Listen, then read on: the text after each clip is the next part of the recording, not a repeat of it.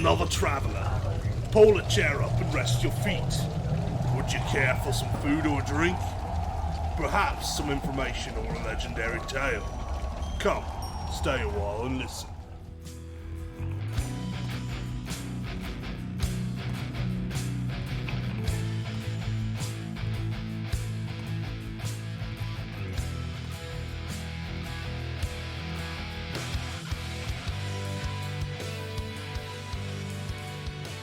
Hello, and thank you for joining us today, travelers. This is Tabletop, episode 7 of Tavern Legends podcast.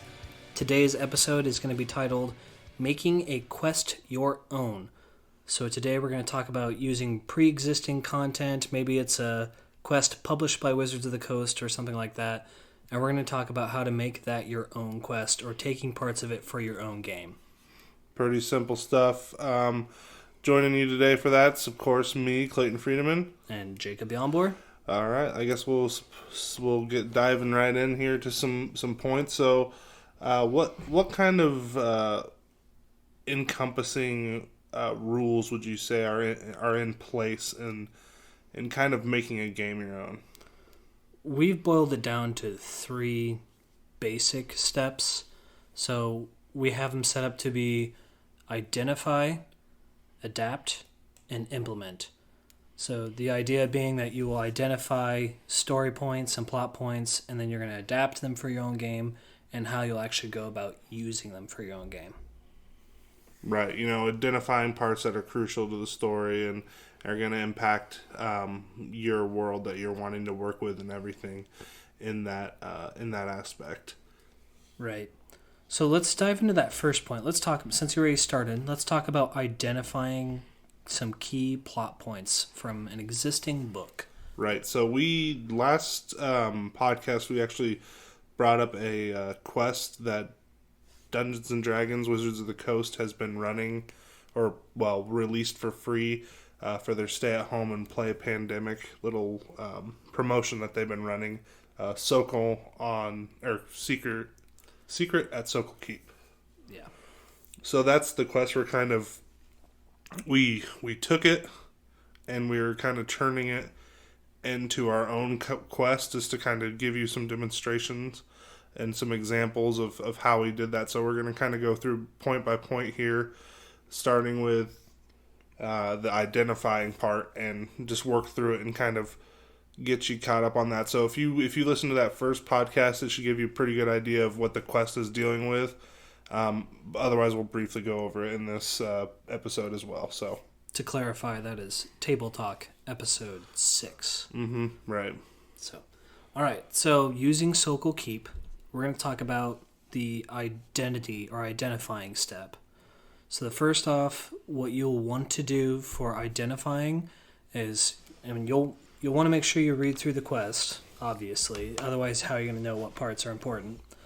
But once you've read through the quest, I personally suggest that you look for those moments that you like or you find enjoyable, things that, maybe they make you happy or you thought it was cool or maybe it stirred some strong emotions of fear or something. Things that you can actually latch on to create a scene. Those are really important just to be able to bring players in. And these are, mainly beginner tips and everything that are going to help people that are just kind of wanting to easily template or transfer over something and make it their own. So we just want to throw that out there too. So, like Jake said, reading through it, going through and picking out and identifying certain moments within the quest that are going to resonate with your playing group. If you're familiar with them or if you're just starting out, just pick something that you think everyone might enjoy, something to that extent. Maybe there's a treasure hunt in the quest that you really like, that you want to adapt and you like how they did it. So, but maybe there's some things you want to just change up a little bit. Yeah, I think you touch on a good point there. You talked about maybe catering to your table. So I would say it's good to go into it with a design goal of sorts. Then this is probably a good suggestion for any quest you're going to do anyway. But especially for if you're trying to adapt an existing quest, you're going to want to look for what is going to actually work towards achieving your goal. If you have a specific story you want to tell, like maybe it's a vampire story, or you want to talk about a sailor, or there's an NPC you have in mind that you want to tell the story of. So you'll want to pick your points, your key story points to that design goal. Right. And on top of that, not only are you going to want to pick out strong moments that you like, you're also going to want to find stuff that you dislike, stuff that you don't particularly care for or want to use in your game. Maybe there was a chase sequence that you thought was sloppy or could have been handled in a different way. You can look at that, figure a way out to kind of adapt it to make it what you're wanting to do, and then use that as an example kind of moving forward. Like say there's a chase through the sewers. Maybe you want it to be a rooftop chase instead. Yeah. Stuff like that. You want to identify those moments, those main arc points, those plot points, those key points, whatever you want to call them, and really pick out which ones are going to be big moments to you to keep driving that story forward. Yeah, and I'd say, so we've covered 2 categories here so far. We've talked about one's the key points that you like and the plot points that you don't like. So we have the opposites there, but I think another one that would be useful, this one is much more towards like actually progressing the story. It would be identifying plot points that have to happen for the story to progress. Right. So let's talk about, since we were going to use Sokol Keep as an example, let's reference Sokol Keep for a couple of these. So like, let's do some points that we like. So what's something that you liked from Sokol Keep, Clay? I like the bar fight, the opening kind of bar fight and bar sequence, and where everyone kind of met each other and met some of the NPCs, and kind of got into a little brawl with some of the fishermen, some of the dock hands, and I really enjoyed that part of the quest. So yeah, so I think last time you said you liked the tension it created, the sense of unease. Mm-hmm. Yep. So it creates a nice backdrop. So for that, I would say we would pull that sense of unease into the community. So we're going to use our homebrew setting of Rotara, and we've got a town called Greycliff. Perfect little town for this. Yeah, it's another port town.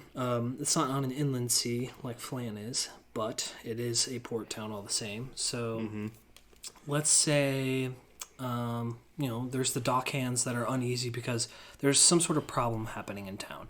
And at this point, we don't even need to identify that problem. I'd say it's just we're taking one plot point, which is the tension in the populace in the bar fight, and we're going to adapt that for our game. Right. So we can come up with a name for the inn right now. We don't have to, but we know that players will be set up in an inn, and they'll be introduced to some of the main NPCs through that. Pretty common setup. Yeah, that are going to introduce you not only to a quest line that's coming up, but also going to kind of help drive the story forward and keep you focused on the goals in hand. This is also a good opportunity to introduce and meet all the other players and describe them in the group as well. So yeah, which is always a pretty key important thing in a campaign if they already don't know each other or they're just meeting for the first time.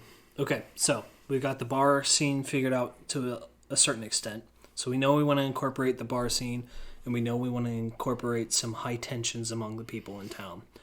I think what else that touches on is another key point, something that has to happen. We have to learn about the existence of these other organizations in town for them to actually matter. So there needs to be some governing body, and there needs to be someone that's opposed to it or in some way in conflict with it. Right. So we already talked about having the dock hands. I think that's okay again. Dock hands, general laborers, more of the common populace. And then maybe we, instead of using the Sokol family or the Blackguard, we could just say it's the City Watch. One kind of guard force that's responsible for the area. Yeah, or a hired mercenary force that's paid to protect this. Oh, yeah, this that's area. another good one, too. Yep. So we know that there's going to be, and they would probably be affiliated with the military, I would say. Maybe it's just an extra hand. But Right. we have the idea now that we have a military organization and the common people that are meeting in the bar, and there's going to be high tensions between them for whatever reason. And we know that we need to set some important NPCs in there as well. Yep. So opening scene is all set, and we already know a little bit about the dynamics that are going to be happening as our players explore the town. Right. So we can either, you can straight up just copy and paste this town if you really want to, or you can throw in your own names and everything like that. For example, we didn't come up with any super specific names because, for the majority of this quest, it takes place in only a few key locations. So that's kind of the identity part of this. We're just identifying those key parts that are going to be taking place and where they're going to be taking place and how you're going to get your players there. So Yeah. we got our first key spot, the bar. Yep. Everyone meeting. The story gets set up. You paint a picture of what your problem in this town is going to be. In Sokol Keep, for example, the lighthouse goes out mysteriously, and it's not bringing in trade into town, and people are scared that they're losing their jobs, and they have to be kept in town. They can't leave. They can't do anything. So we took that, and we adapted that to our Grey Cliff world that we have, or Grey Cliff, the town in Ratara that we have, and we had it just kind of turned into a lighthouse, just like that, similar, except instead of, fire and stuff kind of powering this lighthouse, we switched it to a charcoal-powered little lighthouse that just charcoal gets thrown on there and stuff like that, just to kind of switch it up a little bit, just to say, we did, so. And then that also can be used to influence the region. So knowing that the lighthouse uses charcoal, we're going to call it Charcoal Keep. It's a great landmark for it. It's got charred marks from where the fire has been burning for so long. Plays into the Grey Cliff name as well of the town. Exactly. And then to top that off, the people would need a way to get charcoal there. So they either trade for it or there's mines nearby to get it. We went with the mine approach. Right. So that also means that now we have dockhands and miners in Grey Cliff. Right. We got a good cast built out just from this little bit of picking a few key points from the story and adding a little twist on it. By calling it Charcoal Keep, we've already enriched the world further. So I think this kind of ties into our next little point a little bit. So we've talked about kind of identifying your key spots, and we've already identified that as this lighthouse and this bar to start. And this is just a simple one shot. So Right. I think just to touch on, since we did say there's a third type, what's the thing that you didn't like about Sokol Keep? Something that we should avoid? Oh yeah, that's a good point. Up until this point, I would say just probably I didn't enjoy really the small town feel. I would like to maybe have a little bit more involved of a town. It was a little too small for my liking, but that's a pretty small thing. It's nothing. They kind of put it on the DM to fill out the town a little bit more without telling you what was really going on. I could see that. And that can benefit some settings because maybe you just want to throw it in however you want. That could be a concern for other DMs because they want the tools to be prepared. So that's a good one. I actually personally didn't care for the part where you had to get to the keep. It just it didn't feel natural that you By the just boat. were like, oh my gosh, like we need to get. I mean, I guess it makes sense. You had to get on a boat to get to the keep that's across the water, but it's like at the same time, Why not just yeah, adapt, which is what we did, which brings us into our next point. We just adapted and we made it so that this Sokol Keep or Charcoal Keep in this instance is already in the town. It's already part of the town. yeah. It's on the edge of town, but Right, there's a land route to it, so you know how to get there clearly. Yeah. People can just point you that way. You don't have to worry about getting a ferryman or like negotiating with people, especially if your players come into town and they end up killing a bunch of commoners. It's like, who's going to want to take them on a boat to the next area? Yeah. Chances are they'll probably just kill the person they need to get the boat. Then, it can make some issues. That was just one of the things I didn't care for. So we've touched on identifying parts And as you can tell with that last one, things that you don't care for, it's pretty subjective. So that's going to differ a lot based on each person writing your own quest. Mm-hmm. Take it for what you will. Yep. And playing the game more and more will let you find out what works and what doesn't work. So Yeah. only way that's going to work is by trial and error. So Okay, so I think that sums up identifying. Let's talk about adapting. yep, and we kind of tied that in a little bit already, where I mentioned adapting and switching charcoal keep and Sokol keep up in our little one shot that we've made. Right.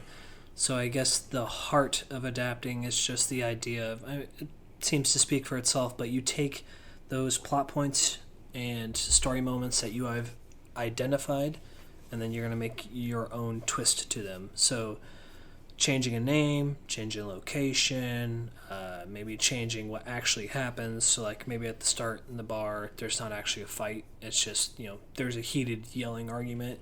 You don't actually need the violence to break out. Whatever the twist that you want to make is, that's going to be approaching your design goal. Like you're going to push what you want to achieve forward while you're doing this. Mm-hmm.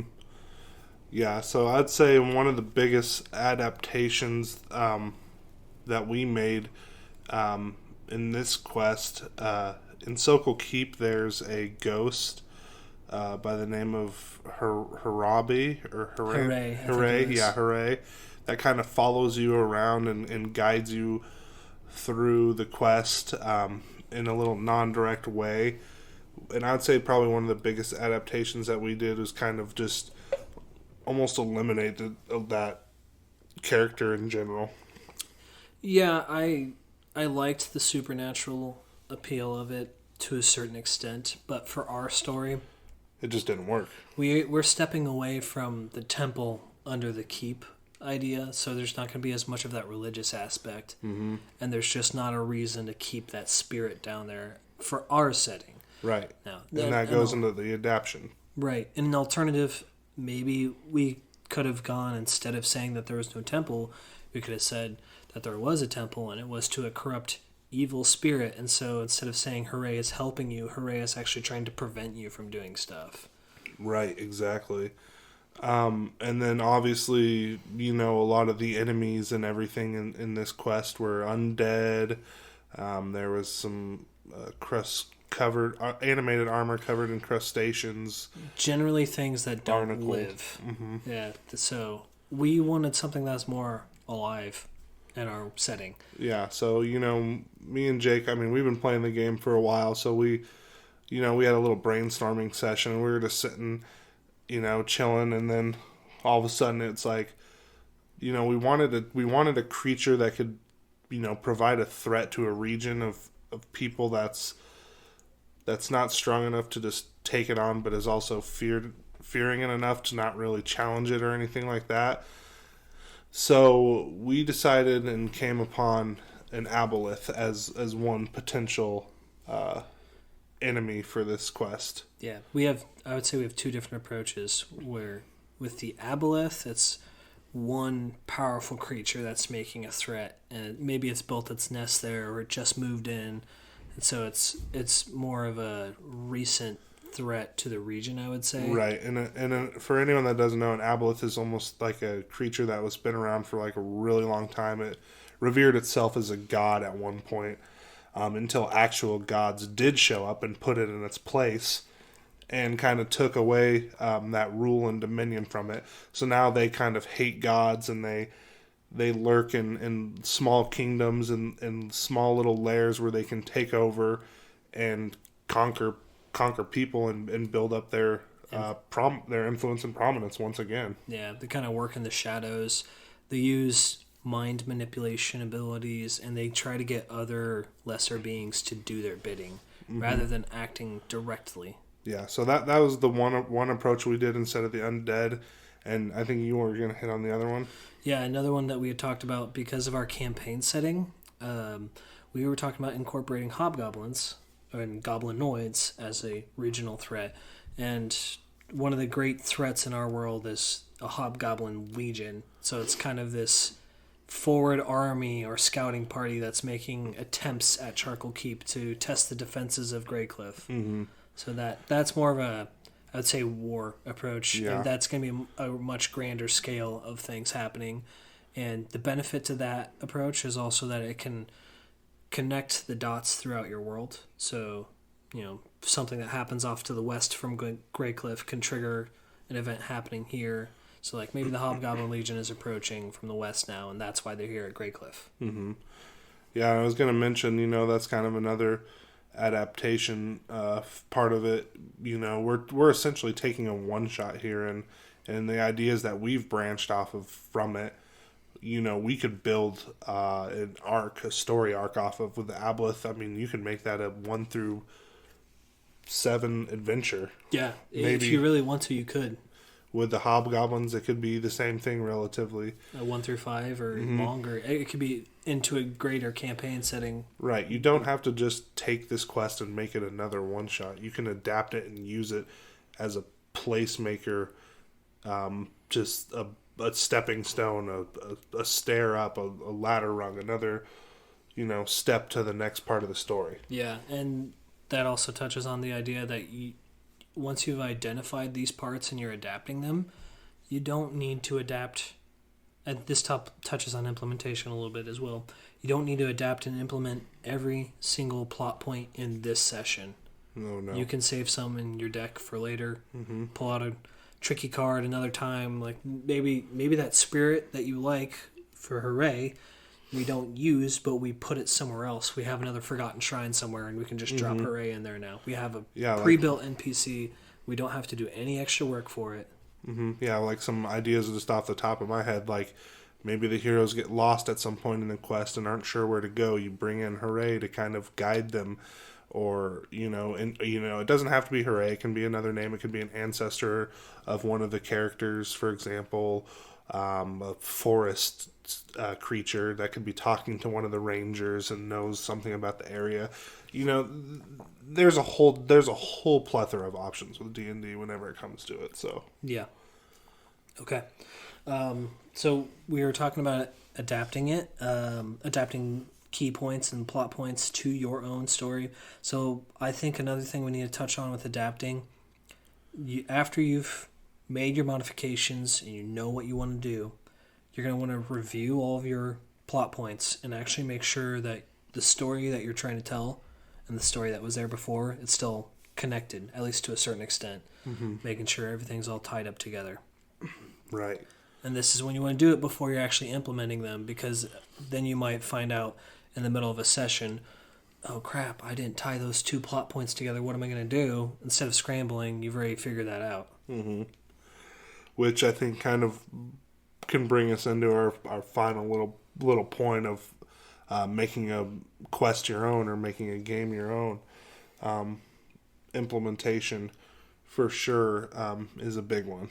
Yeah, this one's another subjective, tricky one, because how you implement each one of these key points that you've identified is going to depend on any given session and your table, who you're playing with, your DM style.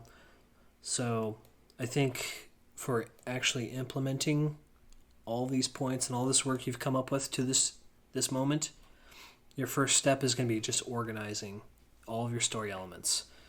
Maybe a storyboard or like one of the bubble diagrams where you just draw out the story paths and how things could go. I'd say keep it simple. You don't need to put a ton of work into the framework of this. It's more about just seeing a bigger picture so you know where things fit in. Yeah, kind of like if you're writing a storyboard or a screenplay or something, you want to know where all those pieces are going to go and how they're all going to come together. So that way, ultimately, when your players ask, well, what the heck? What's going on now? You have something to tell them. Yeah, and it gives you an easy way to review what you have done and what has yet to come. So if players need inspiration for what to do, you can drop some hints. Maybe they need to talk to an NPC still. So you just start dropping hints like, oh, some commoners passing by mention the lord of the town. And it's like, oh yeah, we never talked to the lord. Let's go there. So there's various ways you can tie those in. Right. But the main idea is that you're building story around these plot points so that it'll help kind of mesh it together. you fill in the environment, make a living world, and let those plot points exist in the world. Mm-hmm. Right, and I think the implementation part of this, comes into, is it going to be a role play focused? Is it going to be a combat focused? A little bit of mixture maybe in there. That kind of ties into adaptation as well. Yeah. But you're going to have to implement those as the DM, those rules or those scenarios that happen, that play out. And, a lot of the times your players are going to do something that totally catches you off guard. Mm-hmm. So you're going to find out how well your implementation plan is going to go into effect right away. So, for example, I think in the quest we had built with Greycliff and everything, we had run into some issues with like in Sokol Keep, people were being controlled or disappearing or something in that aspect, and me and Jake were sitting there kind of scratching our heads, and like, oh, God, well, how the heck do we do this? And then we came up with the obelisk, and we're like, okay, yeah. And then it's like, oh, the obelisk pretty much has the ability to mind control and enslave people and take them over. So we figured that loophole. We implemented that, what the creature does, and put it into the story to kind of evolve and use that to keep driving the story and everything. Mm-hmm. And you will probably find as you're doing this, certain things that you implement will create new problems down the road. So be ready to adapt, again, what you've already worked on. Some certain things will just fall apart. Maybe they don't get to one of your key plot points that you really wanted to get to. That's fine. Yeah, and that's Save okay. it for another rainy day, or, just relish the fact that, oh, they, missed the coolest part in the quest, and, that's not my fault, that's theirs. Yeah, you can save it for another group. You can run it again, see if they'll do it. Or, like Clay just said, save it for another part of the campaign. You can bring that moment back in because they never touched it. They don't know about it, so... Like we had mentioned... Yeah, we had mentioned Hooray, using that later on if you choose to keep her around. And I think she's a huge implementation driving force that they used in Sokol Keep to kind of keep the story moving and everything like that. Yeah. So, I mean, that's kind of what we were looking at and stuff, how we could, hint to the players without being too obvious what's going on and how to make that a mystery so they're not right away just like, oh, yep, this is the answer. Yeah, that's a little tricky because... Like, we want them to think, oh, maybe it's a wizard, or, causing illusions, blah, blah, blah. You have to build a level of mystery into the quest itself. Mm-hmm, right. Yeah, so and that touches in with the design goal that we talked about at the start. That's kind of an overarching glue for the whole thing. You always want to be building up towards your design goal, and certain styles of play will lean towards different design goals. So like maybe you're doing a murder mystery or something like that. So you really need to play up the mystery and the wonder and like not just laying out the steps for your players to do. Mm-hmm. But if they're a very combat heavy group, that's not going to go over well. Right. So maybe in your combat heavy group, you're just giving them a few key NPCs that are very direct and obvious to talk to and let them go on their way. So that implementation will be the realization of your design goal, how you actually get to what you're trying to achieve.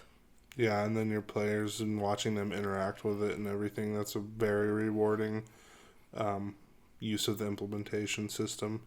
Kind of seeing your story come around and them realizing your story's coming around and everything like that. It's always a good moment for everyone at the table. Yeah, okay. So I think that just about covers it. So we talked about identifying plot points. We talked about adapting plot points and implementing them into your own game. Mm-hmm. Using Sokol Keep as kind of a guide for it. And obviously, you don't have to take a one-shot. You could take a bigger book or a story that, like a childhood story that you like or something. Mm-hmm. You can still kind of apply this same basic framework to different styles of media. Right. I mean, essentially all you're doing is storytelling for the most part. So, take those stories and make them your own, like you would any other story, you know? Yeah. You might need to make a few mechanics, but typically I would say most of the mechanics are covered by 5th edition in general, using like advantage or disadvantage and finding an ability score that's relevant. Mm-hmm. So if you need to come up with something on your toes or whatever, I just make a guess, and you can always go back and tell the player that you did something wrong. But I think, like Clay said, it's very focused on storytelling, and you don't need to get wrapped up in the rules and the fine details, because I know I've done that. It's so easy to just get lost in that, and when you do that, you lose sight of the bigger picture, and the cohesive story that you were trying to tell just starts to fall apart. Right. You know, those rules are there to govern more of the interaction between the players with the world and everything. You know, don't let that impact your ability to tell a story collectively as a team at the table. So don't let those rules get in your way of that for sure. Because that's when you get some sour apples at the table for sure. So Yeah. but I think next episodes we're gonna kind of get a little bit more relaxed and start bringing out some more flagons and flables. I'm starting school again. Jake actually has another child on the way here, child dose. Yes. So we're going to be pretty busy definitely coming up. So we still want to get content out to you, but we want a more relaxed approach where we don't have to plan quite as much and script out and outline and all that stuff. So we're going to probably be releasing some more flagons and fable stuff in our next couple episodes coming up. Yeah, and we'll keep you guys updated. We'll look at other options here. I am going to take a moment here to announce that we are transitioning our podcasting service. We had been doing Podbean. It was working fine. We had no issues with it, but we discovered Red Circle. So we are making a jump over to Red Circle. Right. It sounds promising. We're going to give it a shot. So yeah, we just want to branch out. We want to try to reach as many people as we can so that we can get more listeners and you know, spread our gospel of D&D to say. Yeah, there you go. So, but yeah, we just want to thank you guys all for stopping in and listening today. We appreciate it. With that, we wish you legendary tales and very nice weather. Have a good one, guys. Thanks for joining us, travelers.